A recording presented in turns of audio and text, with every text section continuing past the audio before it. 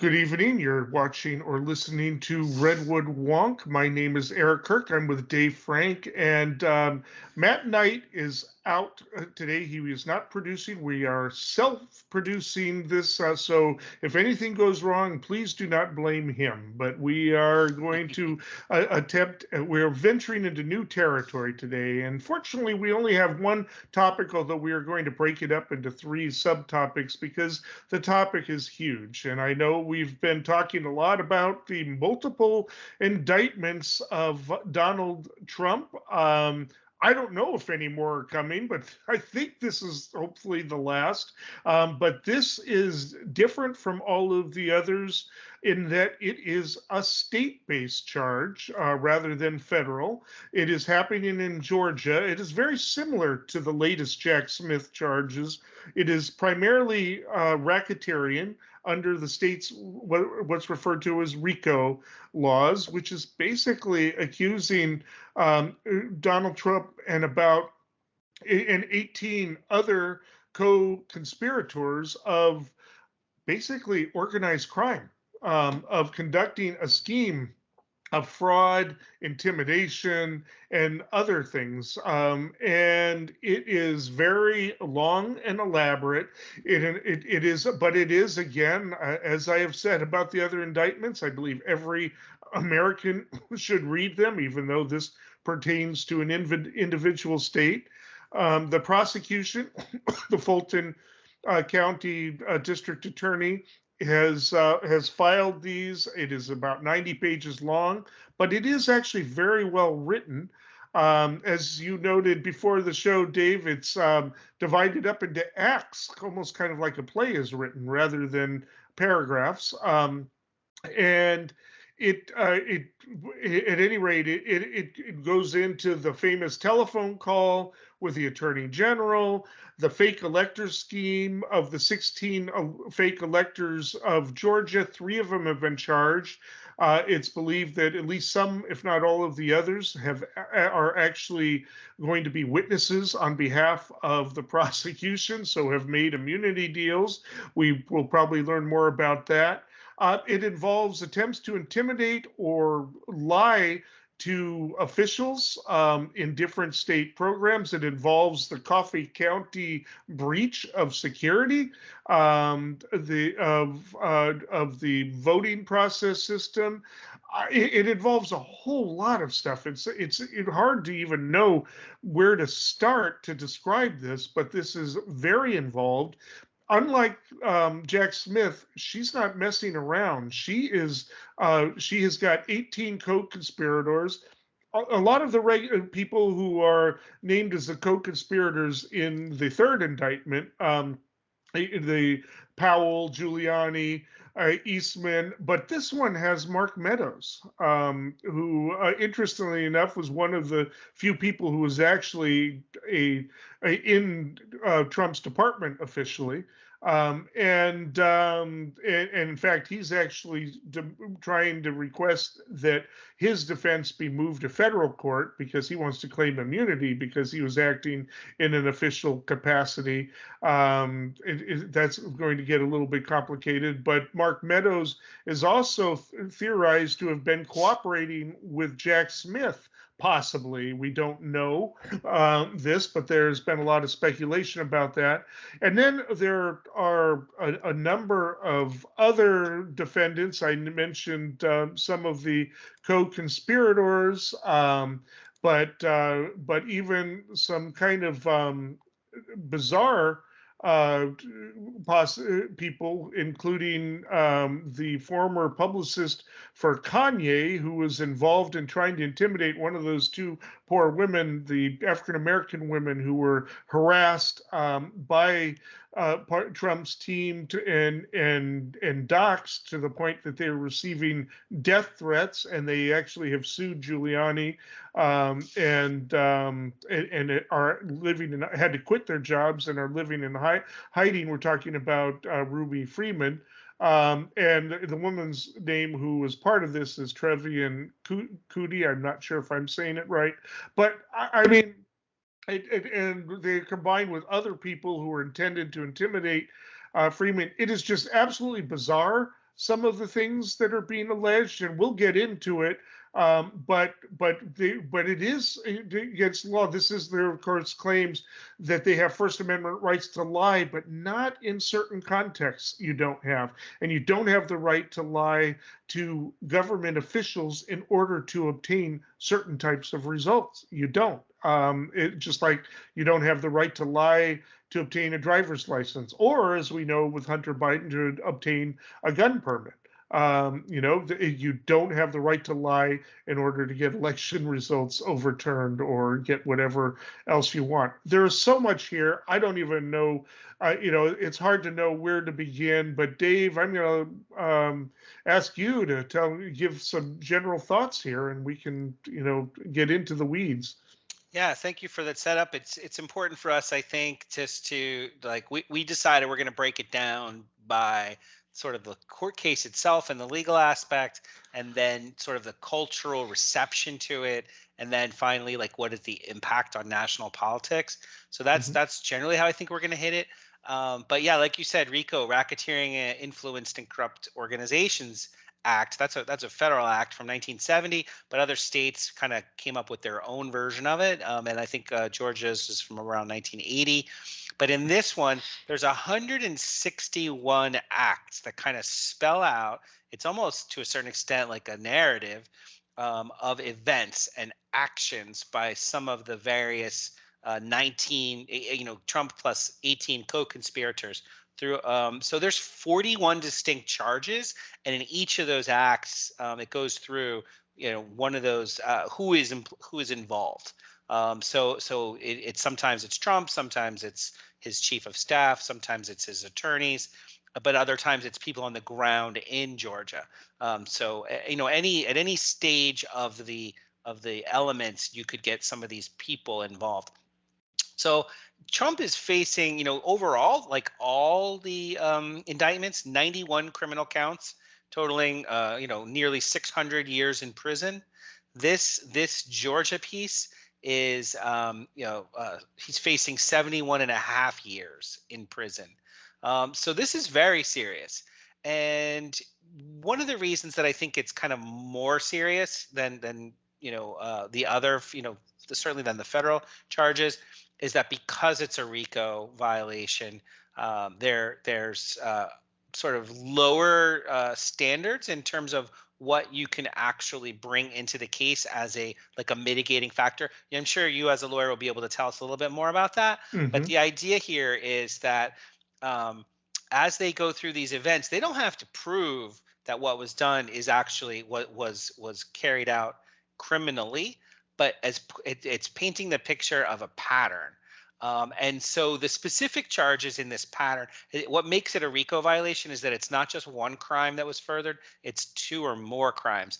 And in this case, there's actually 3 crimes involved, at least, that to paint the picture, to fill it in for folks. And like I think you said, the call to Secretary of State Brad Raffensperger to find more votes, that's pressuring a public official to act to violate their oath of conduct. He's supposed to run a fair and legal and legitimate auditable election by the election rules. And there's the allegations here that that's not what was happening, that various players tried to petition him to do more than that, extra legal activities. And also, there's steps around the alternative elector slate strategy. So the documents involved in those that they filed, we've talked about before. So it's not just talking to those people about being false or alternate electors, but they filed documents with the archives. They filed documents with the federal government. They filed documents. So there's document allegations of document crimes there too. And then finally, the third crime lane here is that, like you said, the Coffee County breach of their voting system election equipment, which this one I think is damning because, again, allegedly they used false pretense to access what is not public, and they copied it and they made it public, uploaded it to a sort of a private server to share with their allies to look into it and try to find irregularities. This is all extra legal. This is all outside the scope of the election. Legitimate election process. So big picture, when Trump and his allies were saying that we want to find the problems. We want to find the errors. We want to find the fraud. We want to find what went against the legitimate election process. In fact, that's what they're being charged with themselves. Yeah, I mean, and again, it's going to be really hard to summarize the whole thing, but I've chosen a few highlights that I want to point out. And a lot of the actions that are alleged did not take place in Georgia. But because we're talking about an organized criminal action, they all become relevant because they're telling a story of an organized criminal. It's beyond a conspiracy. Conspiracy is one thing. That's a theory of joint criminal liability. But this is beyond that. This was an actual operation. And one of them goes back before the election. An unindicted co-conspirator, individual number one, whose identity is known to the grand jury, it will be obviously somebody with an immunity deal, says that 4 days before the election, Donald Trump was actually planning to declare that there was fraud, election fraud, even before any of this happened. Of course, we all knew about the red mirage and the blue shift. We were talking about it even in the weeks before the election on this show, and so Trump had to know about it, and they were going to use that because there are a lot of people that don't understand the math of it and the reality of it, especially since he was discouraging people from early voting, that this was inevitable, that this was going to happen, but he was planning to make use of it. Trump and Meadows created a memo on how to disrupt Congress on January 6th. So this is interesting because Jack Smith doesn't go into anything about that, about whether or not they were involved in trying to intimidate Pence and the Senate into disrupting and Congress into into anything on January 6th. This brings up that there was specifically a memo as to how they were going to do it. We have not learned exactly what's on that memo, but we'll be fascinated. It will be fascinating to learn that. Meadows tried to interfere with an audit of Georgia ballots. This is going to be a problem for his defense, that he wants to say, "Oh, I was just acting in my capacity under my job with Trump." How does that fit into anything that is official duties of his job? Giuliani is accused of lying to the Georgia Senate about mail ballots and faulty voting machines. Again, you can lie. You have a First Amendment right to lie, but not when certain things, when you're trying to commit fraud, when it comes to certain official capacities and processes. He also lied to members of the Georgia House of Representatives, according to the complaint. We talked about the illegal access of voting data, whether or not it was to find the irregularities or to basically take it and frame it as irregularities. We don't know. It didn't really get very far on that. And then Trump's tweets are cited as evidence of a conspiracy. There's an article out today that that they've accessed his direct messages of his tweets. He's screaming about that. Trump and Eastman filed false legal documents. They tried to drag RNC Chair Ronna McDaniel into the conspiracy. It looks like she's not among the defendants. Again, and then they harassed Ruby Freeman.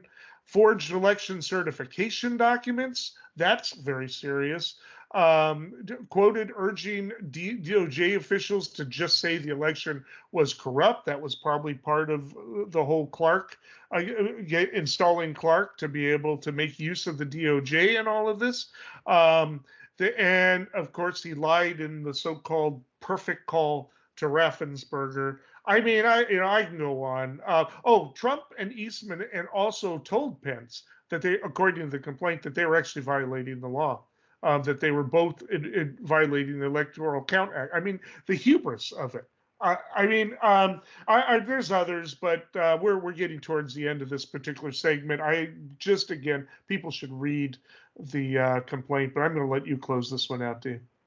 Yeah, so I guess because we're talking about the legal aspect of it here, I'll try to be real quick. That I did see a lawyer named Bradley Moss speak about the potential defense, which is, hey, Trump just had free speech here. He's this is a First Amendment claim, and that's what he might be.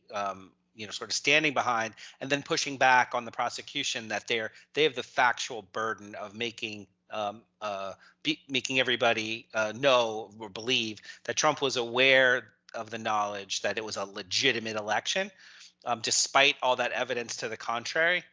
But it turns out that what he's saying is that free speech ends where that speech is directed towards people engaged in criminal activity.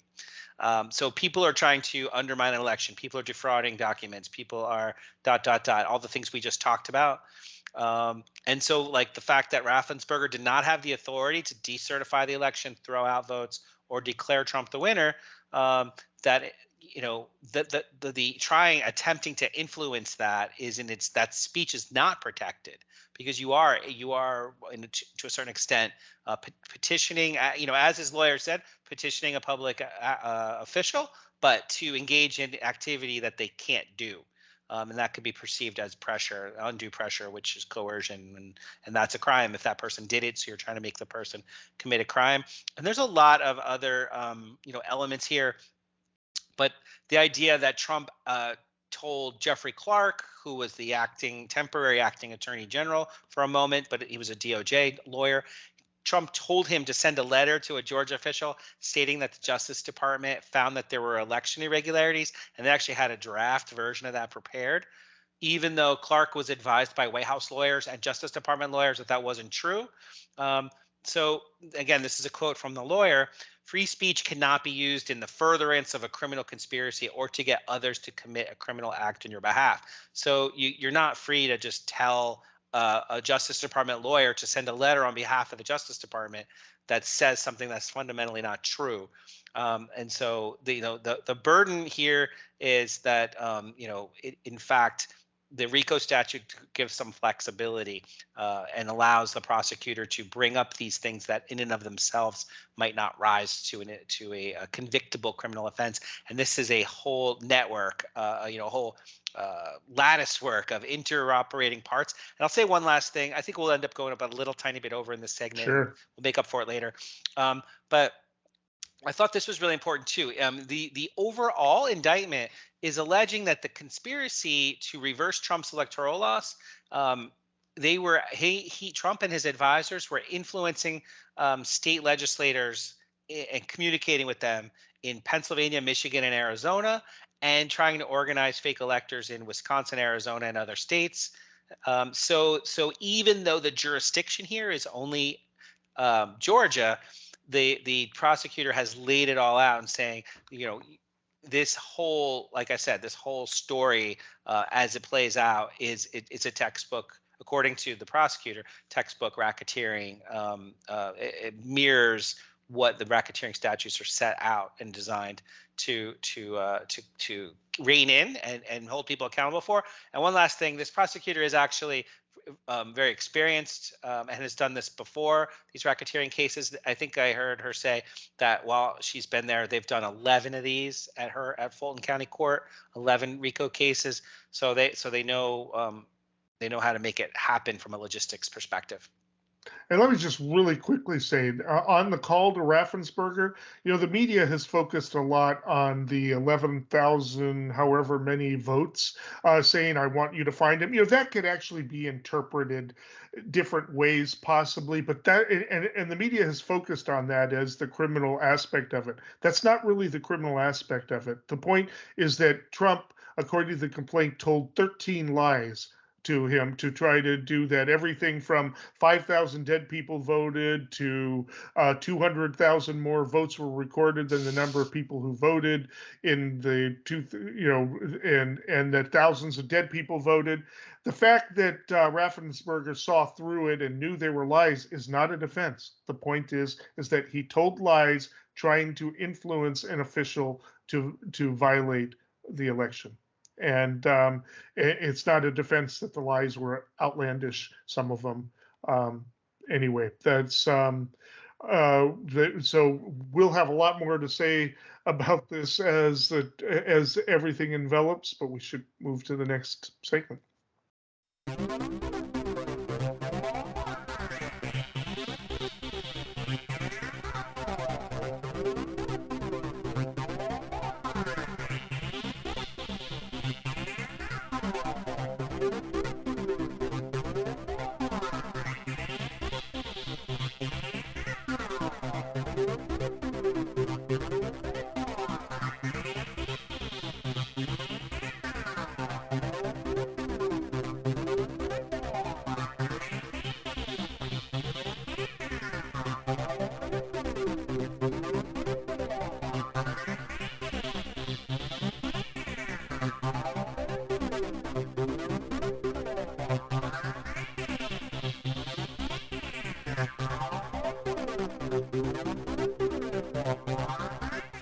So, Dave, we're talking about the cultural impact of this particular this fourth indictment of Donald Trump, and if you include the civil actions that are taking place, there's probably a certain amount of fatigue on the part of a lot of the public, and there's probably a certain amount of everybody in their particular camps seeing things the way they do.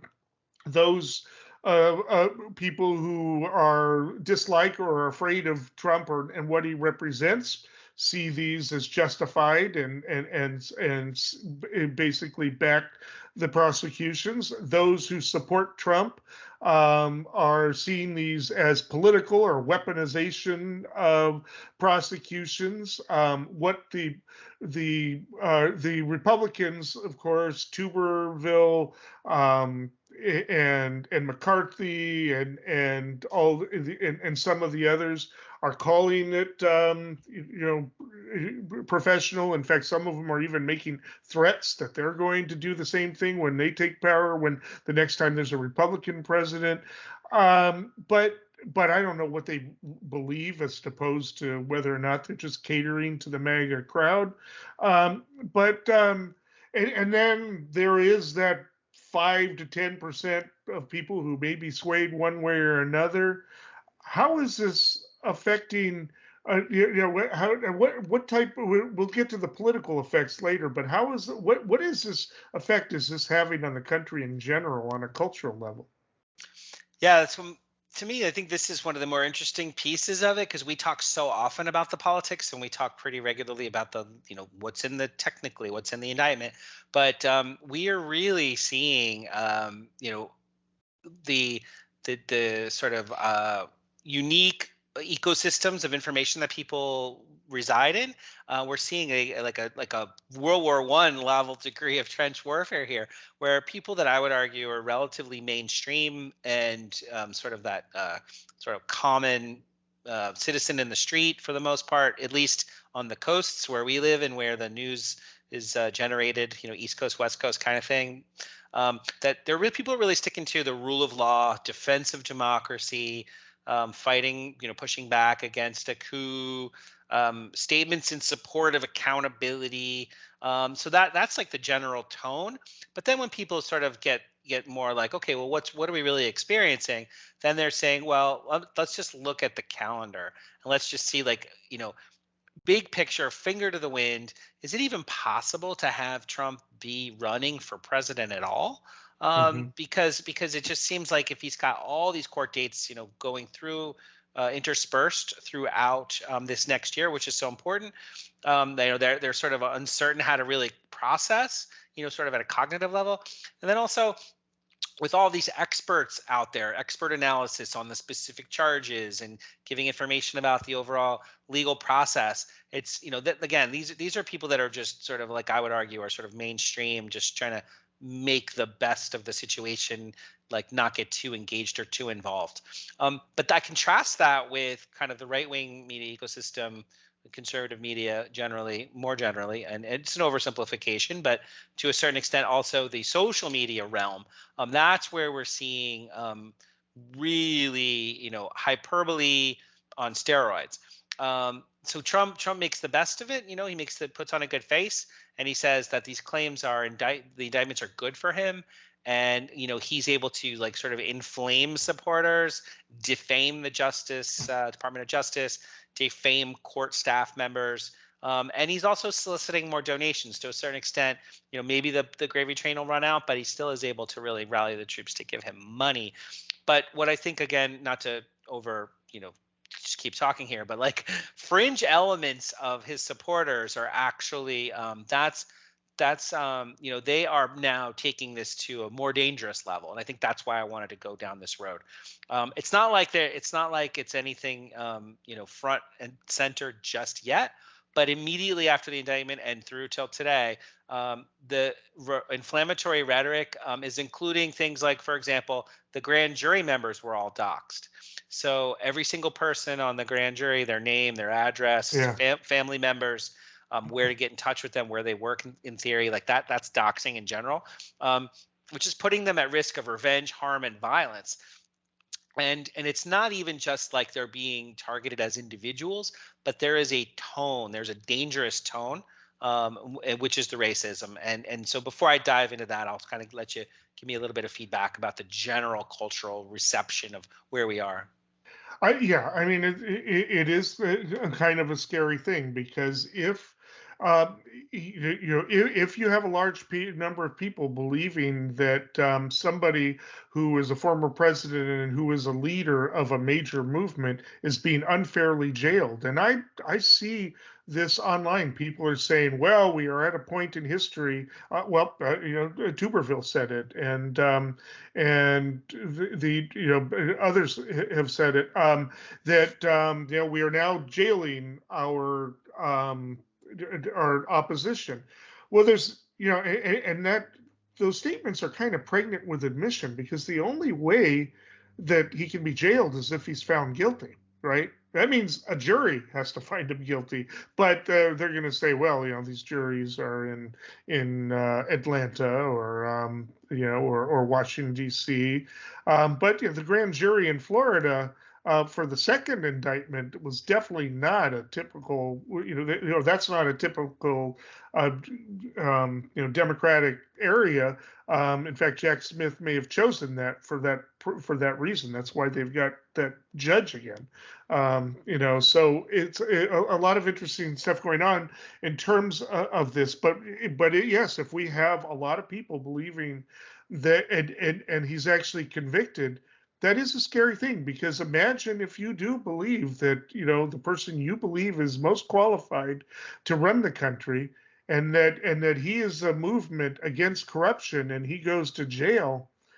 That's a dangerous situation. This is, and this is kind of separate from a political. We're not talking about how it's going to influence the election. We're talking about what this can do to the country. We've talked about, are we going to have a civil war? I don't know that we're going to have a civil war, but are we going to ever come back together as a country? Again, we talked about how we have two Americas, right? That have very different views of reality, and that is a very dangerous situation for the republic. And are these things going to change? Is this one in general?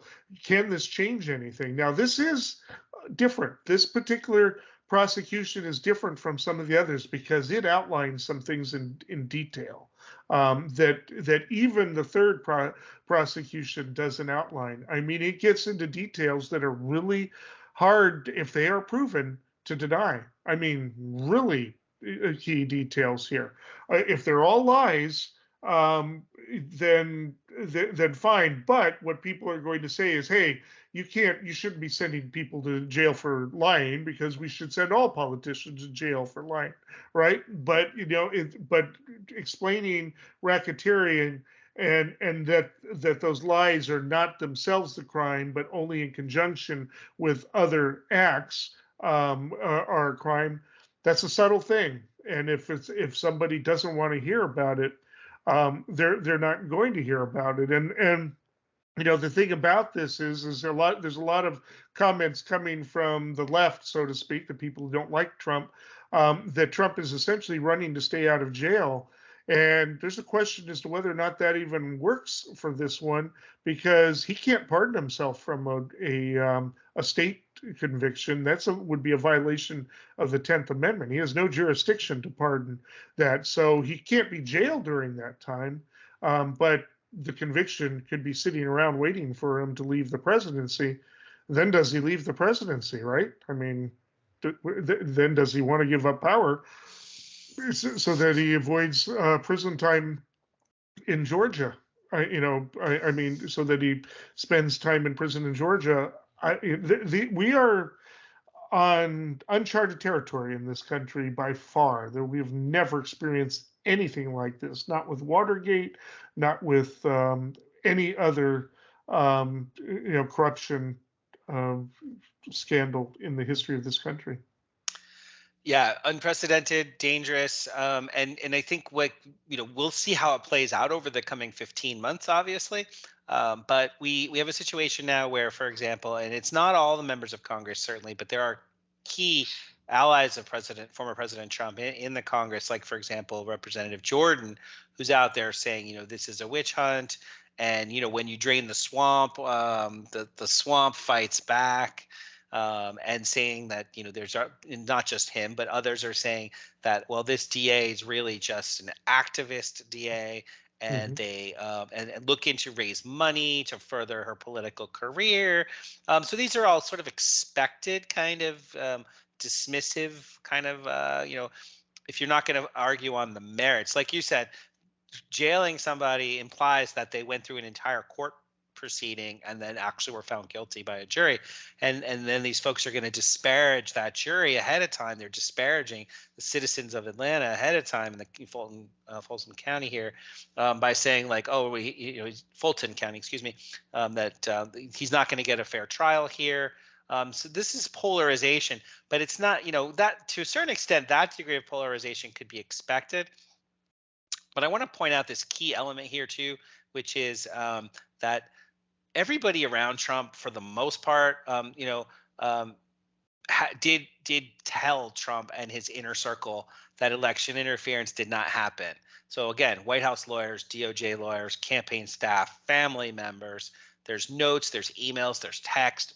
Many people had these conversations, and this is all documentable. So you don't know what's in Trump's mind. You don't know what's in Giuliani's mind or Sidney Powell's mind or any of his inner circle here. But what I heard a lawyer say is that you cannot use delusion as a defense. You have to have a basis for your opinion. And all of the factual evidence that's been brought to light so far in these indictments, and we're going to see how it plays out, these are just allegations, but that Trump and his inner circle kept only really confiding in people who said that they could make an argument, that they would make the argument without any proof, make that argument without any proof. So much so that Sidney Powell, she was sanctioned for her some of her filings that she put in front of the courts. And then so again, this is also kind of predictable that we're going to argue, or people in the prosecutor are going to try to make the case that a reasonable person should have known. But I know we're kind of extending our time here, but there is this racism element that I wanted to circle back to. Now, Fani Willis, who's the DA in Georgia, she had said that the racist stuff started, a long time ago, leading up to this, because she's been investigating the former president for a couple of years now. So her and her staff are used to it. But once the indictment dropped, President Trump said on Truth Social that he used the word riggers, so people rigging the election, which is people are describing, advocates to people that are fearful of violent escalation have flagged this. because people are always suspicious of anybody who's like inciting violence, but we're starting to see it. Trump wrote they never went after those that rigged the election. They only went after those that fought to find the riggers. And then immediately after he put that, social media lit up, like Gab and Patriots.win. Those sites have hosted literally hundreds of posts featuring riggers in the headlines. And so again, it's thinly veiled racism, if not overt. And they're also accusing her of racism. Her father was a Black Panther member, and a public defender, and they're really trying to play that up. Never mind, and the fact that her parents gave her African names. Her first name Fanny means prosperous in Swahili. Her middle name Taifa means people, and so that's being kind of thrown out. Oh, well, she's not being. Why doesn't she have an American name? Whatever that means, right? And even though he was actually very specific, they're saying, well, you're a Black Panther, you hate white people. Her father actually pointed out that he was arrested numerous times in his activism, and it was white attorneys who got out of jail. Said something like she says those Caucasian lawyers saw value in him and his peers. They believed in what they were doing, and it is what ultimately led to my father to stop being a college professor, in the movement and go to law school. So that doesn't indicate racism, right? I mean, No. that's and so it's but that she has to that she has to defend herself as not being racist simply because she's Black and has an activist background is unfortunate. Yeah, and I think I'll defer to you to kind of wrap this up, this segment, but basically just in terms of culturally speaking, it's probably going to get worse before it gets better because the stakes are so high. You mentioned a little bit about the RICO statute and pardoning, the fact that the next president, if they're Republican, they won't be able to pardon if found guilty in Georgia. There's an element that I think people have heard, but it's worth mentioning again. The RICO statute in Georgia, the only way that you can get a pardon is if you've already served the first 5 years of your term. And it's a panel, it's a pardon panel. It's not just the governor. So even if they had an amenable Republican governor who would be willing to pardon, it would still be part of a broader process of a review pardon panel. And again, that's after 5 years in jail. So the stakes are very, very high here. And finally, Governor Brian Kemp came out and said, look, these guys have had 2 years to identify how this election may have been rigged, and nobody has found one shred of evidence yet. So this was a fair election. He's a Republican with conservative bona fides. And so there are Republicans out there that are saying, look, there's just simply no evidence. And at some point, we're going to have to face that reality. The governor of Georgia is one of them. So that's an interesting little twist here in terms of the implications for there's no like get out of jail free card on the horizon, which makes the stakes that much higher.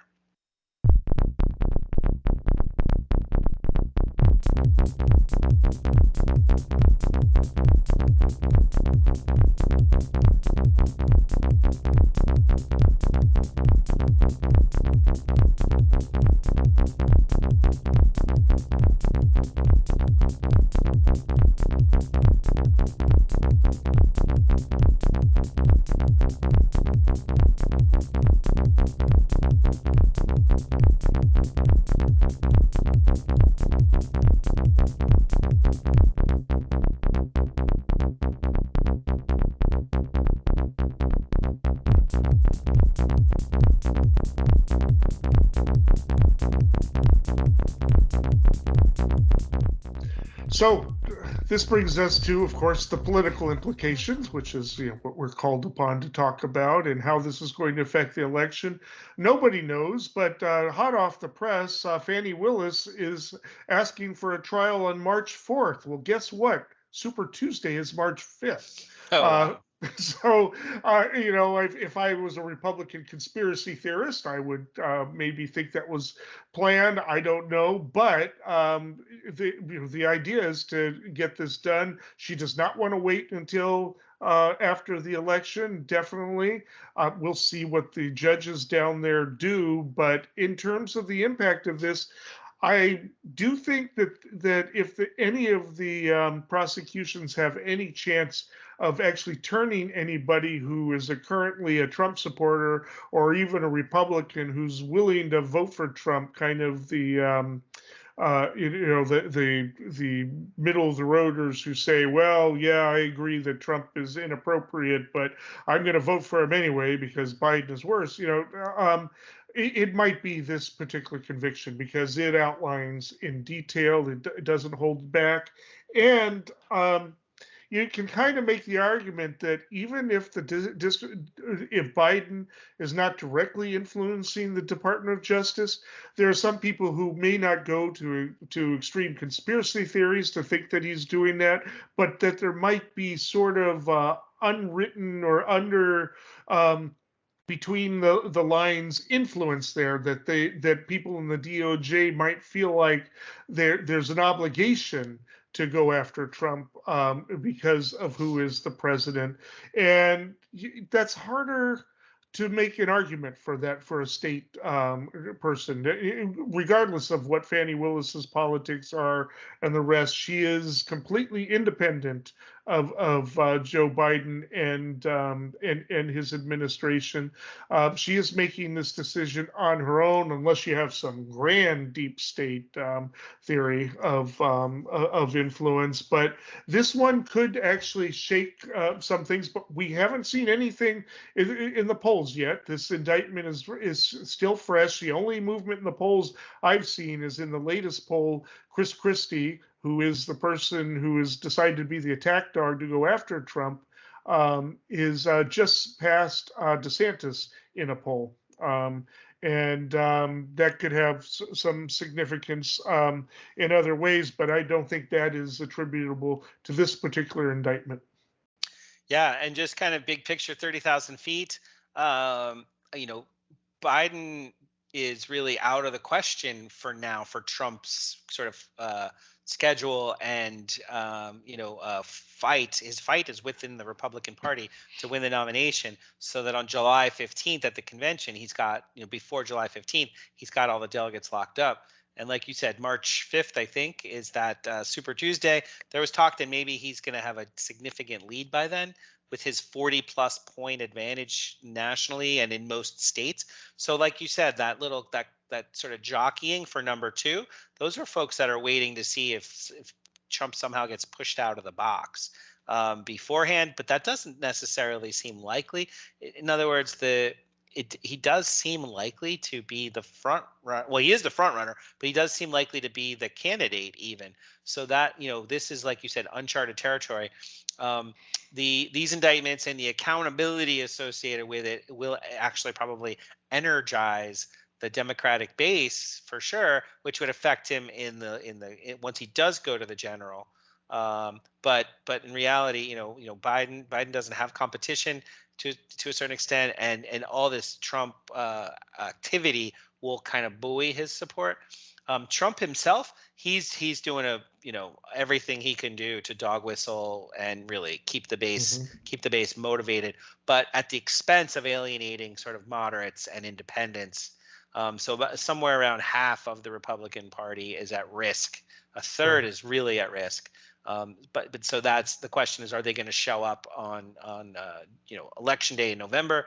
The parties are just so apart, so divided, that it doesn't seem like, despite all this legalese, that's really going to impact much.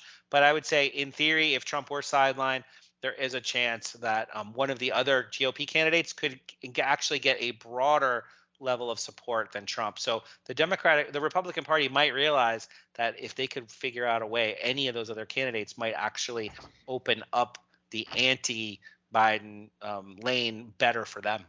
Possibly, except that if they don't have Trump on the ticket, do the MAGA people turn out in the numbers?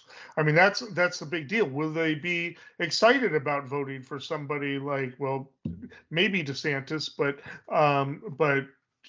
Chris Christie. Well, they wouldn't vote for Chris Christie. I don't think he has a chance. He's pro-choice, um, but I think in terms of my prediction as to this impact, it's going to be the same dynamic we've seen. It will strengthen his position within the Republican Party and weaken his position with everybody else. I Yeah. mean, that's just the irony here. And if that's the Democratic conspiracy, I mean, I don't think it's going to affect him on Super Tuesday negatively, even if a trial is happening. If anything, it'll rally them and they'll come out for him, right?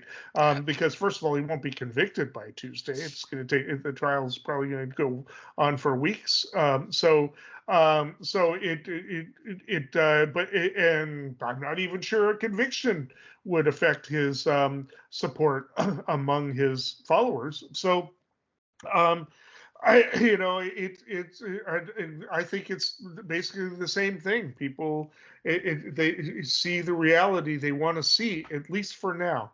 Now, is it possible that as the story develops and more evidence is made and there are pretrial motions where we learn more about the case, that there are some sane elements of MAGA that are going to say, yeah, maybe I have been backing the wrong horse for the past, what is it, 7 years or whatever, 8 years.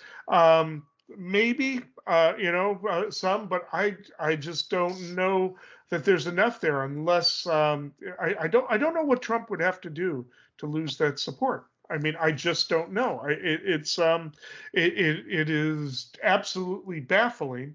From a point of view, what people are willing to believe, and it makes me wonder. Well, maybe I'm just out of it. Maybe MAGA people are right about me. Maybe I'm completely missing the obvious here. I mean, I try to explore that as if it's a possibility, but no, you look at this, you read these charges, and he did these things. We saw it in real time. Right. The lies that he said that are listed, the 13 lies to Raffensperger, we heard them. We've heard the recording of the conversation. He doesn't even deny. He doesn't say that the phone call was altered, and we know that these things didn't happen. That he was trying to tell Raffensperger was happening. So, there's just, I just don't see how this is going to change anything. If I was a Republican conspiracy theorist who was not a Trump supporter, I would say that that these prosecutions are a conspiracy to make sure that Trump is the candidate, to make sure that they lose in November. I mean, that's because that is. I mean, almost any of the other candidates, with a few of the exceptions, I think. I actually think at this point DeSantis couldn't beat Biden unless he completely did a makeover by next November. I just, I think most of those other candidates, Nikki Haley, Tim Scott, could probably have a much better chance of defeating Biden, but they're not going to win. So I know we just have a couple minutes left and probably less. We have just a minute, so I'll try to just do 30 seconds here and then let you give your final thought.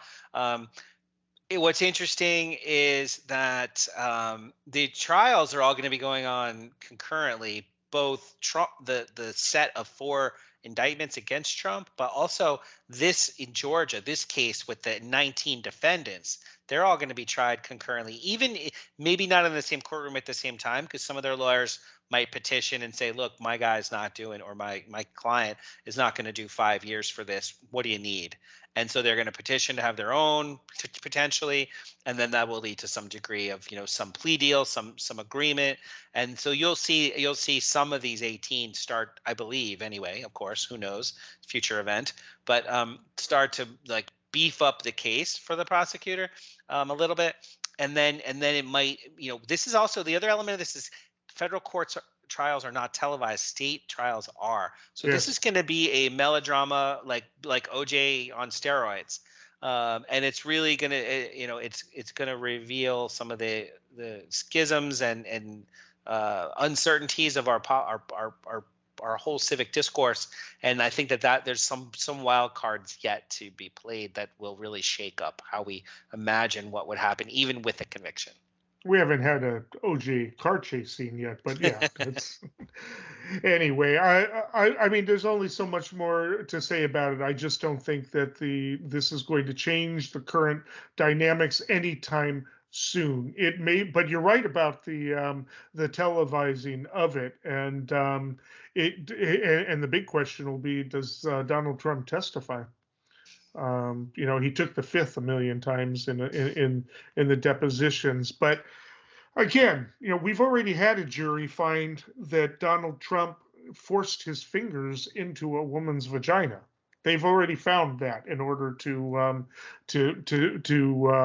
find that he defamed a woman, and that didn't faze anybody. So it's just, anyways, we'll have to discuss. We'll be discussing this in the coming weeks. Eeny, meeny, chili beanie, the spirits are about to speak. Are they friendly spirits? Friendly? Just listen. All right, that takes us to predictions. What do you got, Dave? So I want to talk about the Republican debate that's coming up in a week. Man, I've got that too. All right. Okay. So, Trump is basically saying that he's not going to sign this loyalty pledge. But I think there's a little bit of wiggle room. The RNC chairwoman, Ronna McDaniel, one of the things that she said is that it's the Beat Biden pledge we're asking him to sign. That's a quote. And what we're saying, and the debate committee has met for over 2 years, people from Alaska to Illinois to Tennessee, is if you're going to stand on the RNC debate stage, you should be able to support the nominee and beat Biden. One last quote here. Everybody has to sign the Beat Biden pledge. Everybody. It's across the board. The rules aren't changing. We've been very vocal with them. So with that in mind, my prediction is that they're going to craft some document that says, do you agree to beat Biden? They're going to find a way because their brand needs Trump out there. They need it to be a circus.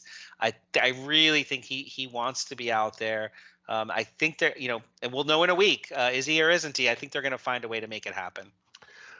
Trump actually refused to make that pledge last time around. He refused to say that he would support Ted Cruz at a certain point. So it's nothing new for him. But my prediction is it doesn't matter what they craft. He doesn't want to be in this debate. He does not want to face off against Chris Christie. My prediction is he does not show up at this debate. Maybe a later debate, but he does not show up at this debate. We'll find out later, but he really doesn't have to. He's got everything to lose, not a whole lot to gain at this point, unless pure ego forces him to show up. But I think at this point, his refusal to sign is just basically saying, "No, don't bother me. I'm going to be the nominee. I don't need to bother with the rest of you." Cover for everybody. We'll know in a week. All right. Well, until then, stay informed and stay engaged.